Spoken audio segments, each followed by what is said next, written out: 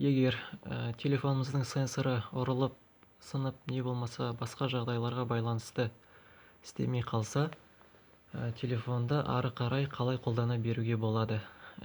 Ол үшін бізге мынандай OTG деп аталатын кабель, басы USB тышқан көмекке келеді.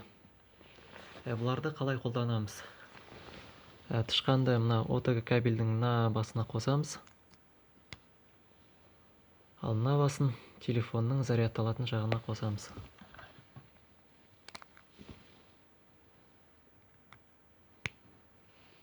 Мінекей көріп отқандарыңыздай тышқан жанды. Телефонның экранына стрелка шықты. Бұл тышқан қабылданды деген сөз. Енді телефонды блоктан шешу үшін тышқанның сол жақ батырмасын басып тұрып, жоғары қарай көтеріп жібере саламыз.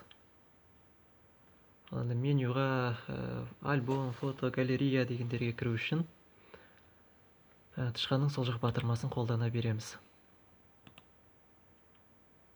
Мінекей мысалға фотоларды оңға солға жылжыту үшін де сол мысалға оң жағынан тышқанның сол жақ батырмасын басып тұрып, солға қарай тартамыз.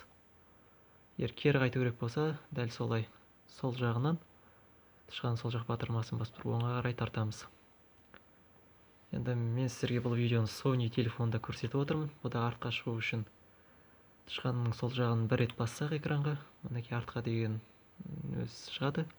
Стрелка соған басып шығамыз. Ал Samsung'тарда тышқанның оң жақ батырмасын басып артқа шығамыз.